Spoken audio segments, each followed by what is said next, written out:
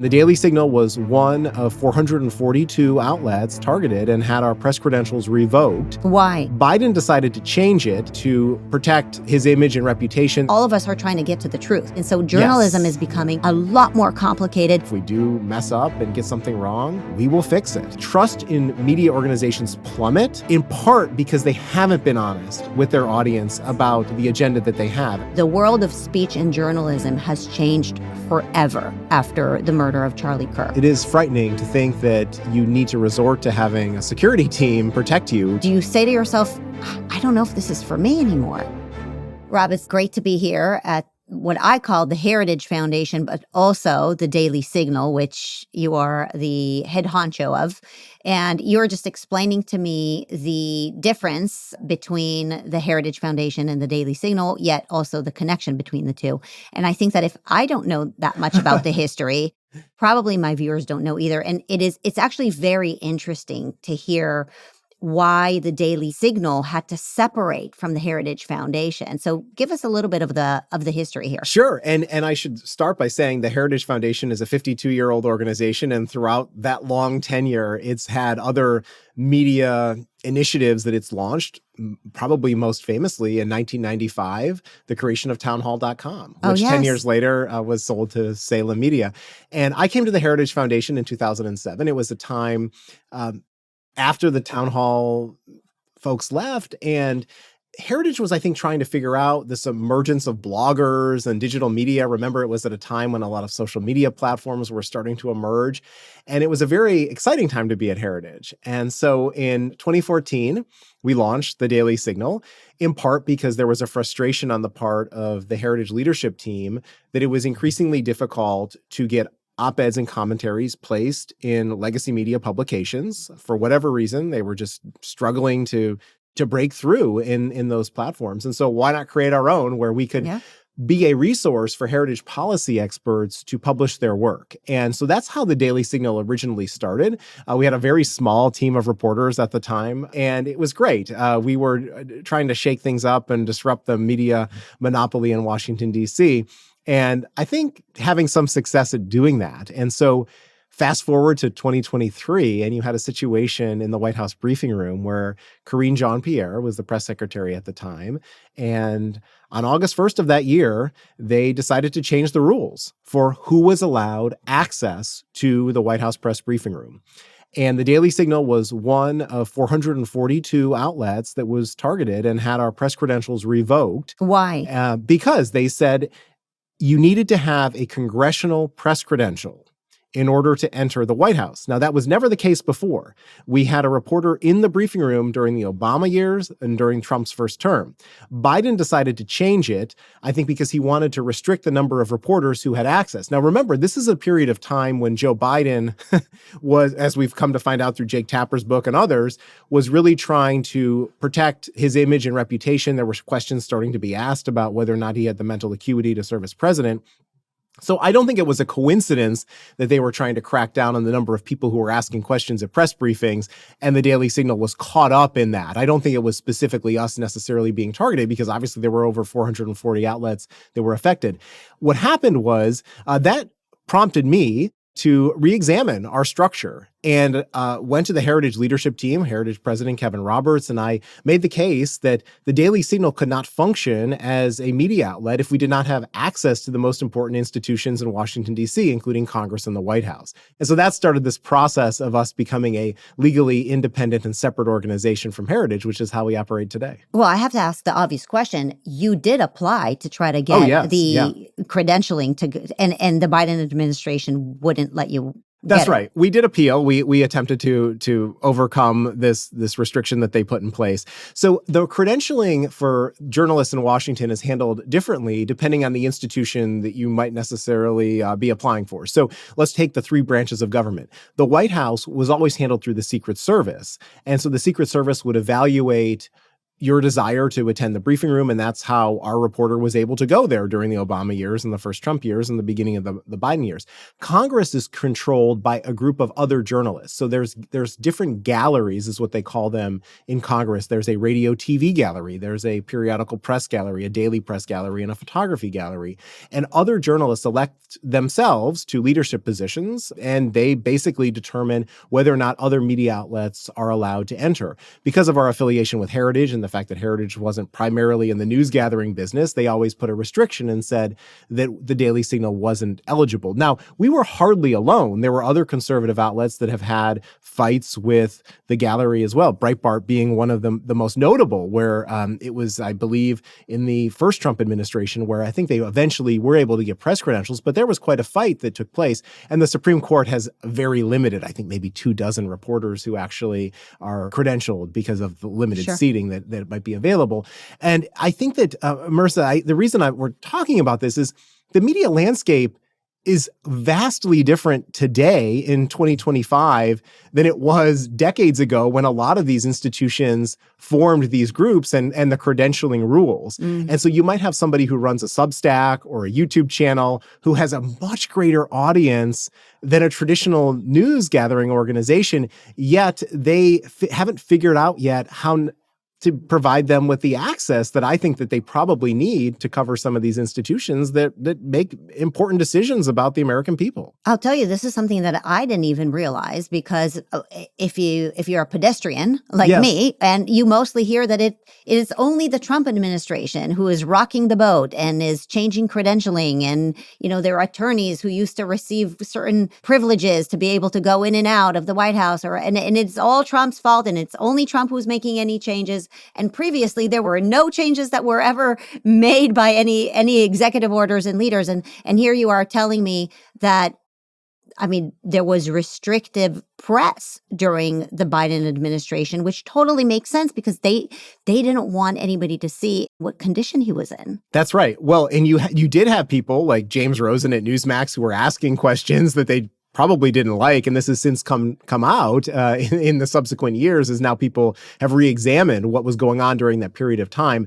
But I think that, yes, I have said that whole scenario of the press restrictions in 2023 was one of the most undercovered story by the people who are the so-called champions of the free press. You would think that they would have rushed to our defense and said, no, the Daily Signal should have a seat there. But we didn't really have many allies that were coming to our defense at that period of time. It's been quite the contrast now with the Trump White House, because what they've done is they've created this new media seat where you've had people who don't come from traditional journalism organizations or come from different backgrounds entirely who are now given an opportunity to ask a question at the start of the press briefing. I think it's a great thing. It's been tried in other formats before. Sean Spicer famously did this, where he had a Skype seat where people could call in to the White House press briefing room if they weren't physically located in Washington, D.C. But I'm a strong advocate for more transparency and access for individuals. And I give Caroline Leavitt and President Trump a lot of credit for trying something new and seeing how it works. I think one of the things that is really changing with the media landscape is also who is sponsoring the media, right? Yes. And so one of the major concerns that most of us have is that there are foreign governments that are pouring money into large entities and then manipulating and controlling what news Americans get to hear. And you're seeing that not just with foreign governments, but we've heard about lobbyists and pharmaceuticals, et cetera. And so by allowing podcasters and smaller groups to actually go and listen, and you have more people, you're essentially spreading out the risk that lies are going to be spread and that information will be controlled. I'm curious, for you at the Daily Signal, how has that impacted you? Where does your funding come from? Yes. So we very much operate in the same kind of spirit that the Heritage Foundation does. So the Heritage Foundation relies on over 500,000 supporters every year with small dollar gifts. That's not to say that there aren't some large donors who also provide support to the policy organization. And so we've taken that model and we have subscribers, people who make small dollar donations, and we really count on them for that level of support. At the same time, we do have advertising. Anybody who goes to the website or watches one of our videos will notice that there's advertising, because I think you have to have multiple sources of revenue coming in today's world. But we are organized primarily as a nonprofit news organization. And I think that that's one of the distinctions that might set us apart from some others who are reliant on ad revenue. And we've seen how there are some outside forces, third-party forces, who've tried to pull some levers to affect those news organizations that they may disagree with by limiting the number of or the types of advertisers who may want to do business with them. And so we want to isolate ourselves from that. At the same time, I think that you raise a broader point that there are a number of people who may be on Substack, or they may rely on Patreon, or any number of sources for revenue. And I think that's important, because you do want to have diverse revenue streams, so you're not so dependent on any one source that could jeopardize your ability to do your job as a journalist. Well, at the same time, what we've seen in many of these legacy media organizations is a dependence on big pharma or corporate advertising in a way that might be a little bit unhealthy. Or sometimes this is where things get tricky. You see a sponsor of some of these political newsletters, and you're saying, well, what kind of influence do they have over the content of that? And they'll say no influence at all. And we're all asking that question. You have to question whether or not, if you're that much money is on the line, are you going to do that kind of critical reporting or ask the tough questions of those entities that might be sponsoring your newsletter or show? And so it's an interesting world that we live in, because it's become more challenging, obviously, to figure out the revenue model in today's media landscape, but one that I think we will ultimately be able to solve. And I think that model is to go directly to the American people and ask them for their support. Have you been in situations where you had to make an incredibly challenging editorial decision? Daily. I'd imagine it could be, NewsGuard and then possibly deplatforming you. It could also mean what your donors and your audience is expecting you to say versus what you know is true. And how do you know what you're reporting, given that you have sometimes very limited time to make those decisions? How do you know that what you're reporting is in fact true? That it's a tough call, and I don't joke when I say it happens daily. In fact, I think that we live in an increasingly challenging environment in that respect, because we are much more traditional, probably, in terms of the multiple source rule that we have, whereas we live in a social media world where people, when they hear something, or maybe they don't even hear something, but they're just eager for that attention. Right, just to be the first. Yeah, just to be the first, right? Or the most sensationalist and radical thing they could say to get that attention. That's right. And so we have to resist some of that temptation. Yes, exactly. We don't do that. And I think the same is true so if you take a step back and you look at what the Daily Signal's differentiation is from other media news organizations. I mean, I think first and foremost, the access that we have to the Heritage Foundation, the policy expertise, not only to provide commentary and analysis for us, but also to serve as sources, because sometimes they worked in government and they'll have access to information or individuals that will help us in our reporting. I think secondly, investigative reporting. I mean, you had Tyler O'Neill, my colleague, on your show. I mean, Tyler is an expertise in how individuals have infiltrated the government with a certain agenda. He's also reported deeply on the Southern Poverty Law Center and some of the things that they've done, including, attacks on PragerU. And so there are those aspects that are often sometimes creating tough editorial decisions, particularly when it comes to investigative reporting. I mean, you're revealing new information that hasn't been publicly revealed before. And sometimes you have to make tough decisions. And so you go through a review process, an editorial review process. And then I'd say the last element of that is in covering Congress and the White House and the Supreme Court and all those institutions right here in Washington, D.C. And sometimes, even as a conservative news organization, you're reporting about other conservatives, and they may get upset with you because you're reporting things that might not necessarily align with their agenda. And so those create tough editorial decisions, because you'll get a call from somebody and you'll say, hey, it would be better if you held off reporting that. And the tough decisions that I'm often having to make are telling that person on the other end of the phone, look, we're first and foremost a journalism organization, an entity. And yes, we are conservative, but that doesn't necessarily mean that we're going to censor ourselves because it's for your benefit. And so those are some of the tough ones that I would say happen daily. But you raised some even bigger ones. And I think that is in the tech space. Now, it does seem that things are trending in the right direction, but it wasn't too long ago where YouTube was censoring videos that we created because of content that they deemed as hate speech. I'd say particularly on issues related to transgender individuals that they deemed inappropriate for our channel or their platform. And then you raised the big one, which is NewsGuard. We used to have, believe it or not, the Daily Signal, a perfect score from NewsGuard. And for whatever reason, post-COVID, we saw that score plummet. And I think it was a combination of things. It was our coverage of the 2020 election and reporting on some of the issues that President Trump raised regarding some of the skepticism that he had about various voting patterns and habits that took place. Secondly, coverage of COVID itself and some of the treatments. They took very strong criticism of some of the reporting that we did. And then I'd say the third one was kind of a run-of-the-mill left-wing causes. Climate change comes to mind as a big one where they've really taken an issue with some Daily Signal reporting. And as a result of that, despite the fact that we don't feel like a whole lot has changed in our journalistic operations, we've seen the score drop. And so I know other news organizations really have struggled with that because if your score drops below a certain number, advertisers may be less inclined to do business with you. And I think that that's unfortunate because I see that as a suppression of free speech and the freedom of the press by a third-party actor that might have an agenda of its own. You know, what I do appreciate hearing is that in order to have discernment on your side, what to share with the public and how to share it and really what to cover, you have experts that we can trust, because there are a lot of experts we cannot trust, but you have experts that you lean on. And there are a group of people who are making decisions as opposed to people who are trying to just chase media and clicks and shares. And you never know what kind of discernment is really placed in some of those podcasts where for you, I mean, what does a day look like? There's a breaking story and you don't know what to do. Do you run over to somebody at the Heritage Foundation or make a phone call and say, we have a massive issue. How do we handle this? I mean, I know for us at PragerU, we can take our time because the content that we're making is generally more evergreen, right? And then we're the clay pots, I would say, of Western civilization in America.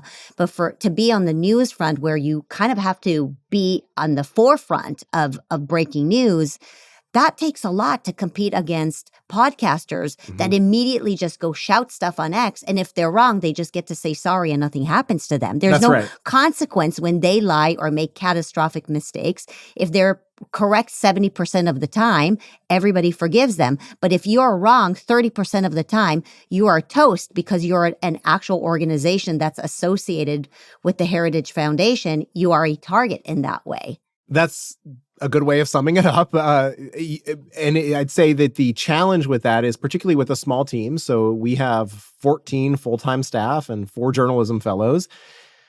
It's difficult because we don't have the resources of some of these massive news organizations with hundreds of people and fact checkers and individuals who are able to help with that news gathering, particularly as news is breaking. And so I'd say that there's an incredible amount of pressure on a daily basis put on those reporters and editors to make sure that they get it right. Obviously, we have a corrections policy. We take that very seriously. If we do mess up and get something wrong, we will fix it and we will acknowledge that we made a mistake. And I think it's important for, even if you are a social media influencer or somebody who has amassed a large following, to do the same. I think it's the most honest thing to do with your audience. And I would hope that people follow that practice. I think oftentimes in the social media space, they don't. I think the challenge is with that people don't often see the follow-up post. They see that first post and that's what goes viral, and then they might not come around. And this is where news consumers need to be much more critical in their thinking about issues that are playing out right before their eyes, skeptical sometimes of even the sources that they may trust, looking at a variety of different outlets. And this is where I dare to say, like, even look at left, right, and center all together, because you might have a better perspective on world events if you do, just knowing that, as we do, I mean, we acknowledge right from the founding that we are conservative. We don't hide the fact that we are a conservative news organization. And Marissa, I will say this, I think that you've seen trust in media organizations plummet, in part because they haven't been honest with their audience about the agenda that they have. And I think if they came out and they said, hey, I'm a liberal journalist. I mean, you've seen so many examples of this. Terry Moran at ABC News, right? Went on a social media rant about Stephen Miller and then was let go by ABC News. And now he's doing his own thing. You've seen others leave prominent positions at legacy media, Don Lemon at CNN and Chuck Todd at NBC News. And they're all now doing their own things. I think they can probably be more honest. Barry Weiss. They can be more honest about their own beliefs because they're not hiding behind that corporate structure anymore. And I think that that's probably a good thing at the end of the day for the American people to know what it is that they ultimately care about and their passions. And then the American people can decide if that's the Substack that they want to subscribe to. Yeah. I mean, I think there are big changes ahead of us as Americans, consumers of the news who want to know what's going on. And I think that we, as you mentioned, most of us cannot trust legacy media as it has proven that it has lied to us and taken money from all kinds of nefarious agendas. And so we've kind of migrated towards the podcast world. And that is not a perfect world either, because, like, you know, they don't necessarily have to be held accountable, right? And maybe one would say they're held accountable because the audience would leave them if they found out that they were lying. But it is a little difficult to hold podcasters accountable as well, right? And they have the reasoning or the excuse to say, well, I don't have a team of researchers, and so sorry, I was wrong. And ultimately, I think all of us are trying to get to the truth, right? And so journalism is becoming a lot more complicated. And I would say, Rob, a lot riskier too. Mm-hmm. I mean, just recently, my very, very dear friend, Charlie Kirk, was shot and murdered in his throat for literally speaking, right? He just wanted to debate. He just wanted to bring truth. He just wanted to speak. I mean, maybe in some ways Americans got used to the concept that a president's life might be at risk because we've studied about it our entire lives. But the idea that somebody who is speaking truth that some people might think is wrong or hate speech would get shot, to me, that's a turning point in the belief that there's real free speech in America. And so for those of you who are on the front lines with your face and your body, speaking about things that would upset people, and the Heritage Foundation, I don't need to tell you, is labeled all kinds of very nasty names. I just think the world of speech and journalism has changed forever after the murder of Charlie Kirk. I think you're right. It's apt to call it a turning point for sure. And there are a couple of things there. Number one, it happened on a college campus where isn't that the environment where free speech should be celebrated and free inquiry of thought and all of those things that if you went to college in the United States, that was the place to have those debates. And so I think that it's tragic that everything Charlie was warning about. Yes, was he would say to me all the time, the least free place in America are college campuses. Yep.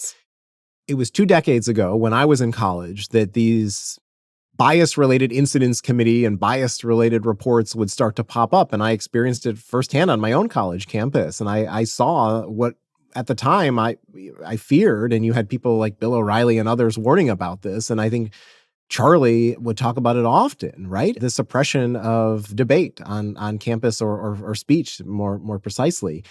And it's the most concerning thing to me is when you have public opinion pollsters go out and talk to college students and they talk about these issues of free speech and debate, and people who think that it's okay to resort to violence against somebody that they disagree with, as opposed to engaging in a conversation or a debate. And who did that better than Charlie, right? He was willing to talk to anybody that disagreed with him. And he was so not only thoughtful and graceful in his presentation and approach to engaging in those conversations, but so articulate and smart. And that's what I always admired so much about Charlie.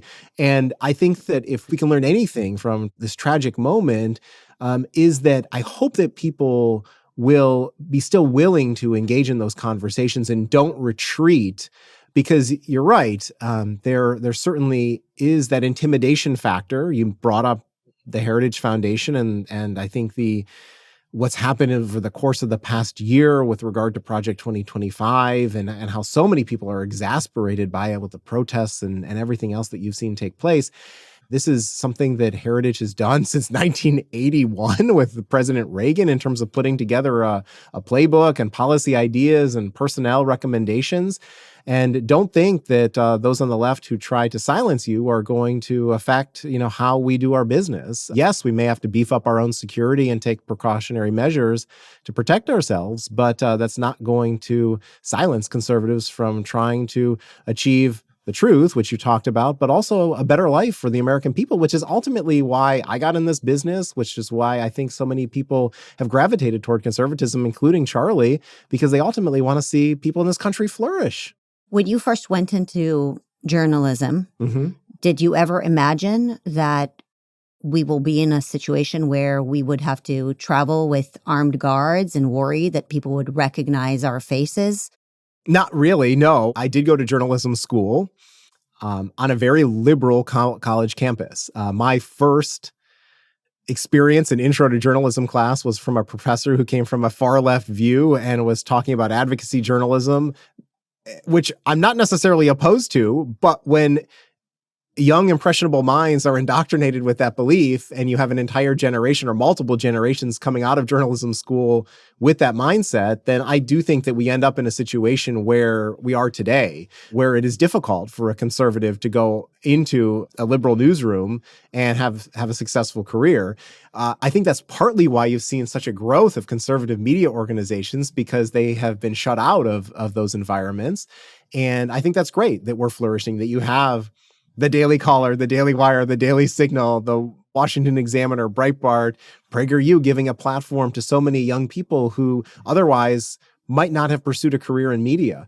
At the same time, it is frightening to think that you need to resort to having a security team protect you just because you want to share conservative values and beliefs, which, by the way, I would say broadly in the country, if you just look at the votes for President Trump in the 2024 election, there are many Americans, a majority of them, who agree with those sentiments. Yeah. And even if you don't necessarily like the particular candidate who might be on the ballot, I still think that we are fundamentally a conservative country. What's happened is there are these elite bubbles in New York, Washington, LA that control a lot of the media, culture, academia, Hollywood, and they have a certain mindset that they want to project on the American people.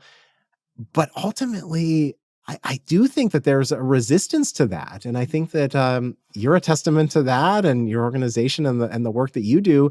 There's an audience that's wants to consume this content. They'll find a way around those power centers to get the content if they need to. And that's why it's so important, going back to the earlier question you asked about technology, to make sure that the content is actually accessible and available. Yeah. And so if being restricted in other ways and by other players, that creates a challenge for all of us who are creating that content. There's a text chain that is going around with some of our friends who are in media, in conservative media. And what we're saying to each other is that we need to spread the risk. We need more people to be added, right? We don't want, even though one would think that maybe there's competition, there is actually no competition. We're all in this together. Yes. The competition are the people who are trying to take America and the West down.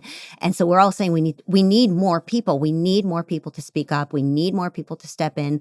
Thank God for the world of podcasting, really, and social media. As much as it hurts, it also allows more young and new people. They may not even have to be young. They may come from the other side and realize that they're done with that evil world, right? And come over and start speaking truth. And so we say, join us and help us spread the risk. So that one Charlie Kirk turns into 10,000 men. And so I'm wondering, on your front, do you ever feel like you ask yourself, you're a father, you have little kids. Do you ask yourself, why me? Why am I in this? Do I even want to do this? Maybe I just want to take whatever money I have and move to Bora Bora and be a farmer or something. I don't know what they do. But does that ever cross your mind? Or do incidents like the threats that you receive at Heritage or Daily Signal or what has happened to Charlie Kirk and others, the other folks that have been intimidated through Antifa, do you say to yourself, I don't know if this is for me anymore? Yeah, including some of our own Daily Signal colleagues. One who was attacked by Antifa when covering a protest, and so no, it hits home very close to those of us here.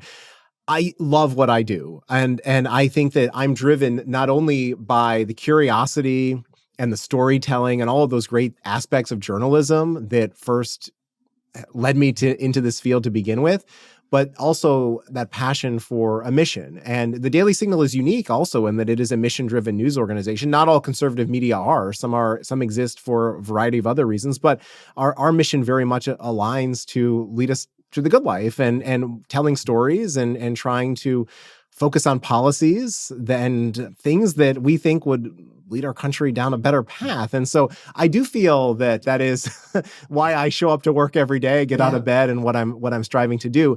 At the same time, it is increasingly difficult because we live in a society that doesn't seem to want to welcome that debate or have that conversation.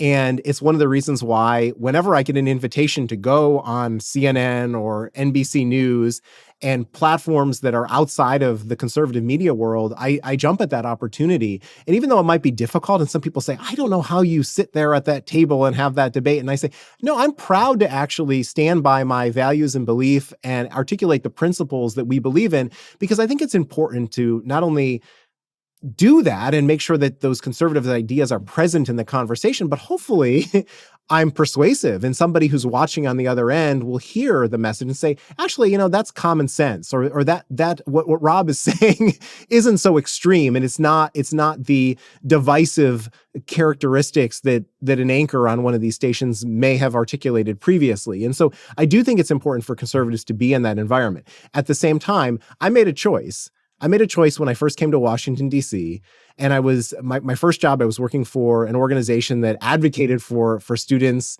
in college and high school that were encountering censorship and freedom of the press issues. And after I did that fellowship, I was applying for jobs at places like the Washington Post. And it was during that experience of looking at what opportunities existed, again, over 2 decades ago, that I decided to enter conservative media. And I knew by doing that, Marissa, at the time, that I would never get a job at a legacy media organization like the New York Times or Washington Post, because I was branding myself. I was choosing to brand myself as a conservative.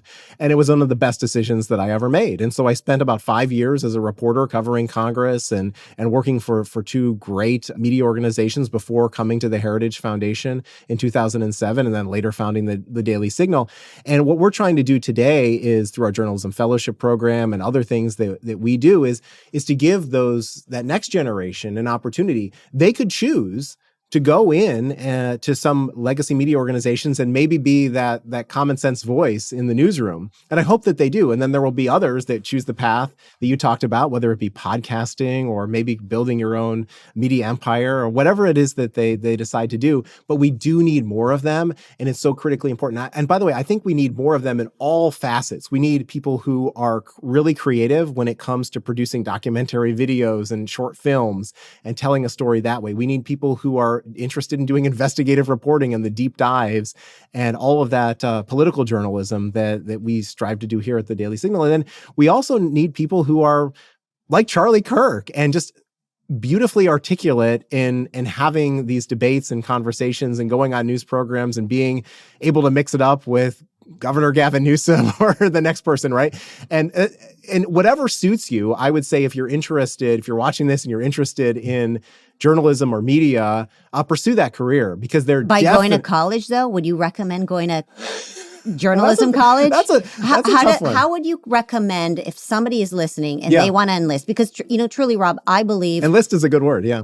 I believe it's enlisting, because it is very unlikely that America will ever be taken down through outside bullets and tanks. If something happens to America, it's from within. It's through education, it's through limiting free speech, and it's through journalism and fake news media, everything we've been talking about, right? And so if you want to help our country, you want to help save our country, It's about teaching what our country is about. It's the attack from within. And so when you enlist, really in the way that Charlie Kirk enlisted, Charlie and I used to talk about PragerU being the Air Force and Turning Point, the boots on the ground. And I think it's true because we recognized that it's bad ideas that will take America down, not necessarily a tank at, our border. And so, but let's say somebody wants to enlist. The problem is, do they go to journalism school at Cornell?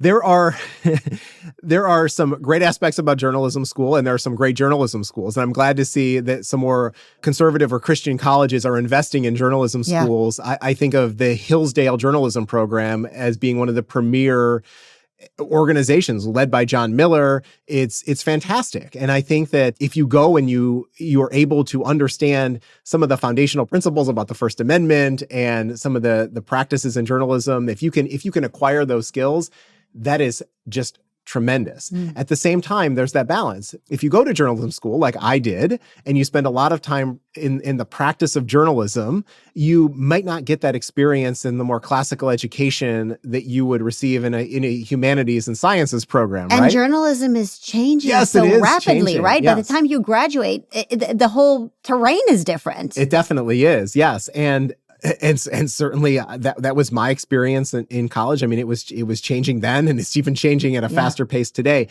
And so this is the tension that you have, because you and I were talking about it earlier. I do think that if you go to journalism school, you will learn to do some of those things, like here's how to fact check and contact local law enforcement and do some of those things to make sure that you get the facts right, which is critically important for people who amass a huge following on social media in particular. Huge responsibility. Yes, it is a responsibility. Where at the same time, the trade-off is that if you spend all your time learning the practical aspects of doing journalism, that you might not understand some of the more core and fundamental things about our country, what makes our country great, and some of those big ideas that I think you would get through a more classical education.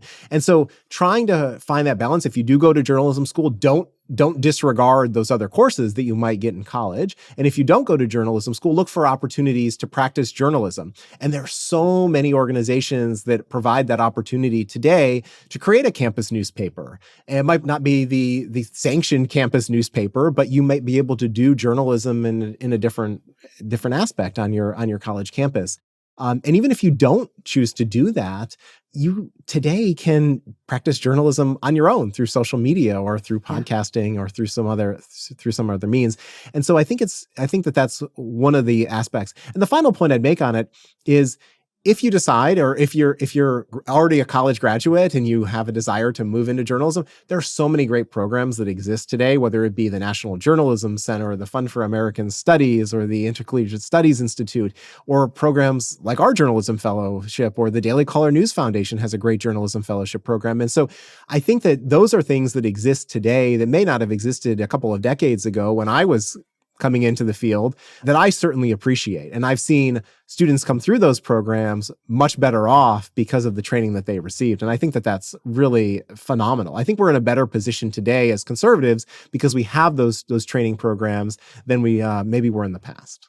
Rob, you mentioned the Washington Post, which has given the Heritage Foundation a lot of free press. But I know that you go on many other, I would say, left-wing platforms. And I'd imagine that they have asked you many, many questions about Project 2025. And I would love to hear your perspective as if you are speaking to not right-wingers, just the general public, not extreme left, not extreme right, just the mass normals that are out there but are probably quiet. They have heard all kinds of things about Project 2025. And my belief is that the project is misunderstood and miscommunicated. But let's just get to the bottom of it. Tell me about Project 2025. Thank you. Thanks for the opportunity. So prior to this, we've been talking a lot about the Daily Signal. So prior to stepping out and leading the Daily Signal, I served as the vice president of communications at the Heritage Foundation for 7 years, including when Project 2025, or as it was known at the time, the Presidential Transition Project, was launched. Kevin Roberts became president of the Heritage Foundation in 2021, came from the Texas Public Policy Foundation, so he came from a policy background, and he understood that the dynamics at play, particularly when it came to the 2024 election, were going to require conservatives to gather policy ideas and personnel so that whoever that next president would be would have an opportunity to tap into those resources. It's not much different from how it was in 1981 when President Reagan took the Heritage Foundation's mandate for leadership and put it on the seat of every cabinet secretary and said, I will judge your performance based on how you implement these ideas. I think the difference about Project 2025 is that the left, recognizing that they could not mount a sustained or effective attack on Donald Trump, was trying to grab something else. And they saw Project 2025 as an opportunity to do so. And so that's when the attacks really started in earnest in the course of the 2024 presidential campaign. They tried to take the ideas that were in the Mandate for Leadership book, tie them to President Trump, and use that as a bludgeon to attack him and therefore attack the Heritage Foundation. But honestly, Project 2025 was a collection of 110 conservative groups that had convened, brought together their policy expertise, put ideas into a book, put people into a database that whoever that was, whether it was going to be Kamala Harris or Donald Trump, could tap into. It was really nonpartisan in that respect. If Kamala Harris wanted to embrace some of the ideas in the book, we would have welcomed it at the time. Obviously, they were conservative ideas, so it was more likely that a Republican candidate would probably seize on them. And I think what you've seen is many of those people who contributed to the project have taken jobs within the president's administration. They've been successful at what they've been implementing. And I think going forward, you're going to see organizations like Heritage not shy away from putting together policy proposals in the future. That's why they exist. Well, I appreciate that there's transparency and honesty because people can actually see what's potentially on the agenda. That's true. But Rob, what I want you to do is I want you to imagine that right now, as people are watching, they're writing all kinds of comments because they are. And what I am predicting that they're saying is, but Project 2025 is really bad and really extreme because ... Now, you've been in that space before. And so I want to give you a chance to answer what specifically upsets the moderates or the people on the left about Project 2025. Just give me the things that they think are absolutely the worst. Well, there's a whole list. I think Mark Hamill had put it together and articulated a bunch of myths that are in Project 2025. So, I mean, we could talk about any number of things. I mean, they took ideas that were fully thought out. I mean, the book itself, I wish I had brought a copy for you, Marissa. I mean, it's quite thick. I mean, and if you look at all of the content and all of the policy ideas that are articulated to try to boil it down into a list of 20 things that irritates and gets the left so fired up is really doing an injustice to the work that went into these very thoughtful policy ideas. But I'd say they happen on a number of different levels. There are social issues that they are upset about. I mean, certainly on the issue of gender or life, those animate certain portions of the left. They certainly don't like some of the proposals that were in there with regard to immigration and border security.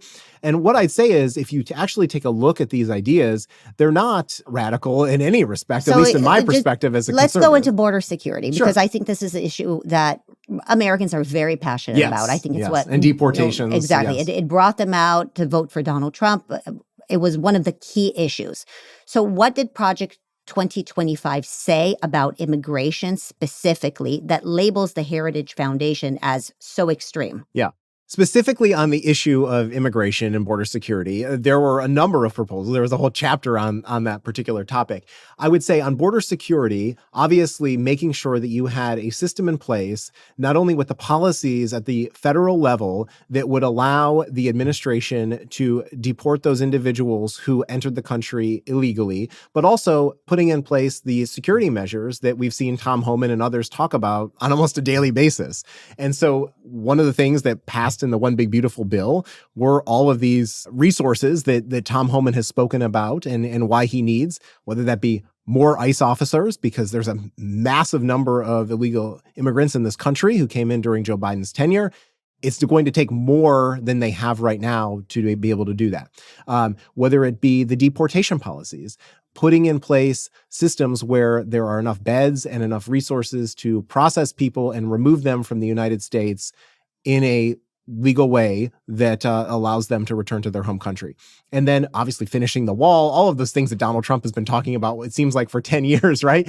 Those things are, I don't think that should have come as a surprise to anyone that you see now playing out in this country. And yet it seems that you have big city mayors or Democrat governors who are reacting in ways that they're shocked that they would perhaps send ICE to Los Angeles or Chicago or other big cities to do these immigration raids and enforcement. And those are some of the ideas that I think are consistent with the ideas that were articulated in the Mandate for Leadership and Project 2025 that have probably sparked so much protest among the left. But oftentimes it's interesting when you have a protest and you actually talk to them.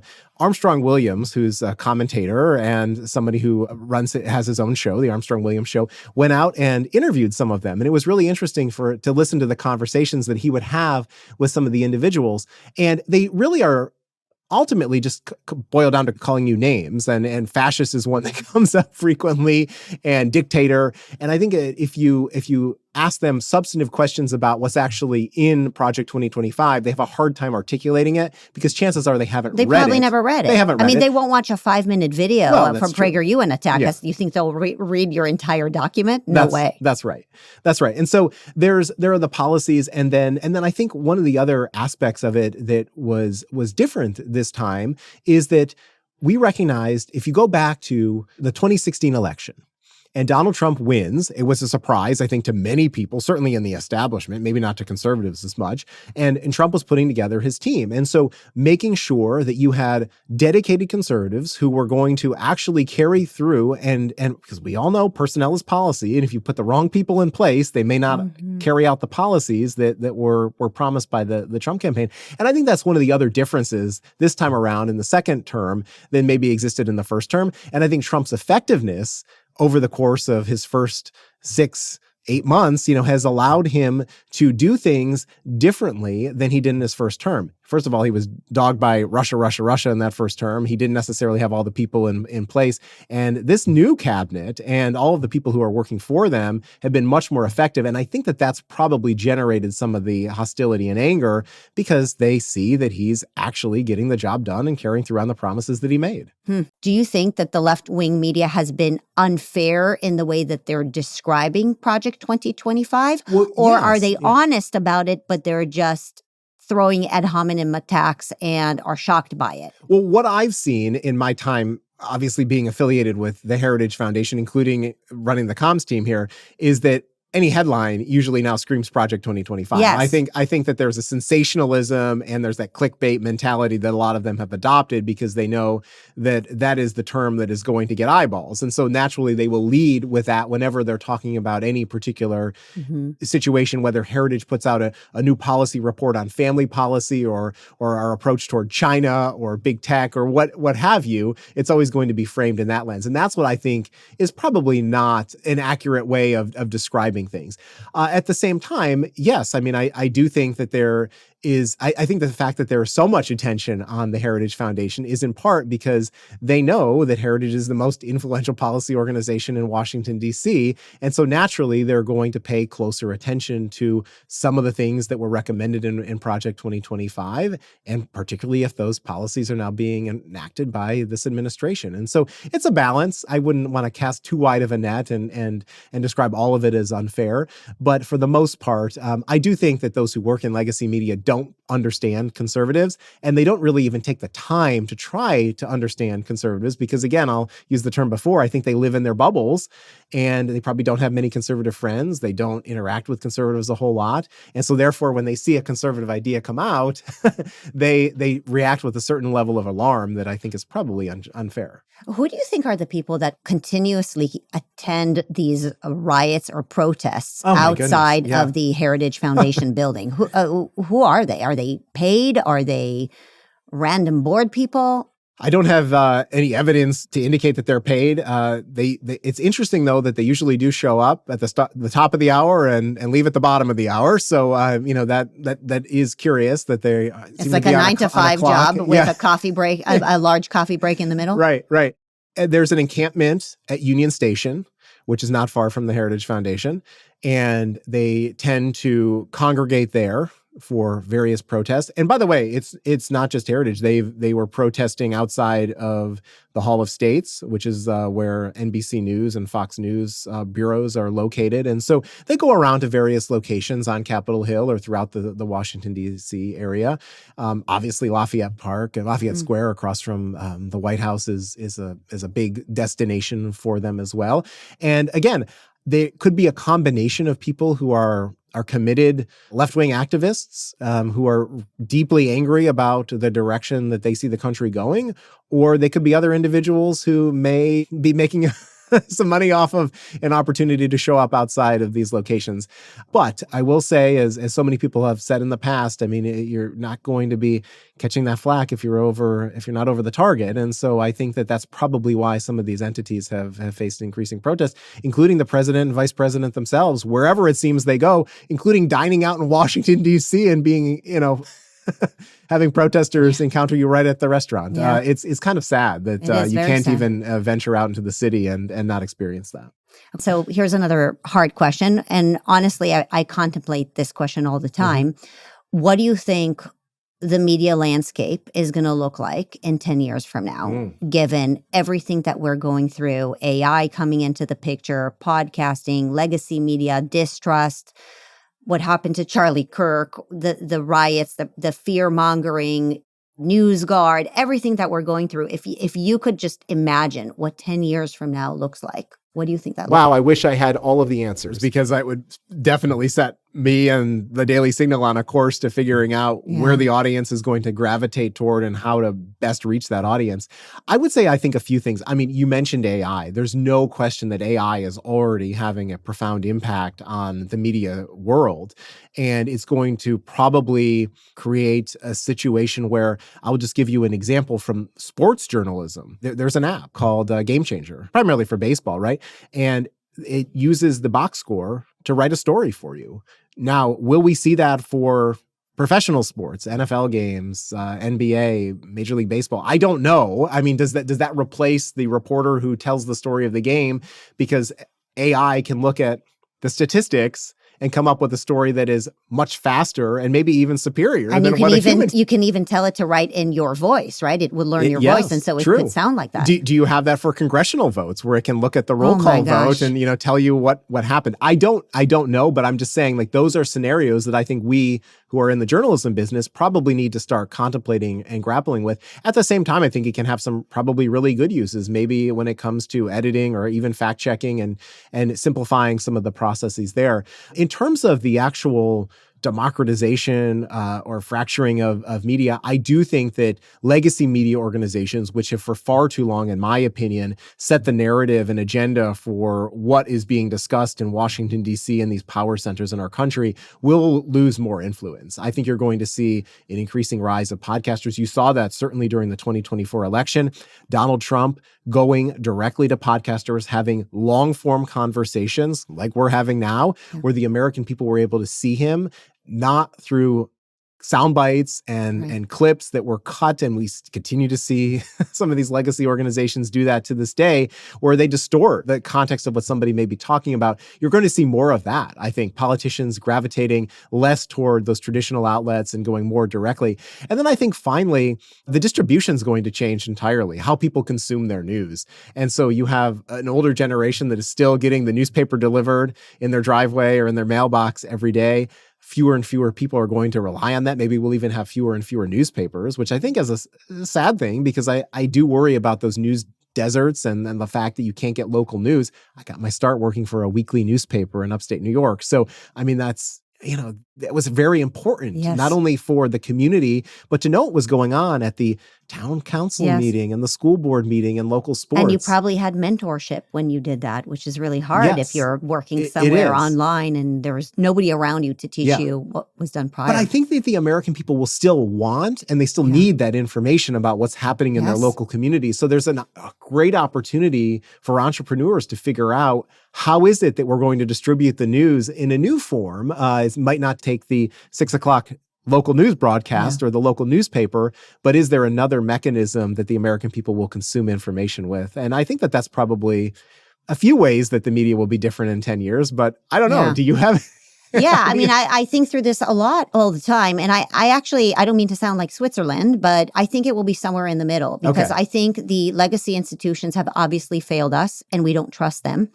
But I also think that anybody who just becomes a podcaster and is able to say sensationalist, radical, emotionally evoking things might get a lot of clicks in the beginning, but people eventually may not trust those people, right? They'll say, oh, this is entertaining or it's causing my heart to race a little bit. And so I'm going to continue watching it. But will they count that as reliable? You know, I know that I don't, right? And so I rather lean on somebody like you here at the Daily Signal, because I know you have a team of multiple people who have multiple reputations at stake. And so I think that, again, with the advent of AI, our disappointment with legacy institutions, and you know, we've been very impressed with many of the podcasters. With that said, we've also been disappointed with many of the podcasters. Yeah. And so, you know, it's kind of going back and forth a little bit as we're going to have to learn who to trust and how to adapt to all these new technologies.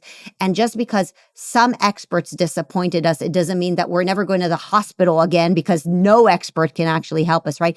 We're just going to have to find a way to live in the normal space and not those extremes, which we're kind of living on the fringes of extremes right now because of the extreme reaction that we have to the extreme treatment that we've received by, frankly, the government. Yes. And I think you raised something there that is that I don't have the answer to, and it's going to be very interesting to watch, is traditionally, it's been large brands, news brands, and you and I both work for organizations that have, you know, brands, right? PragerU and the Daily Signal.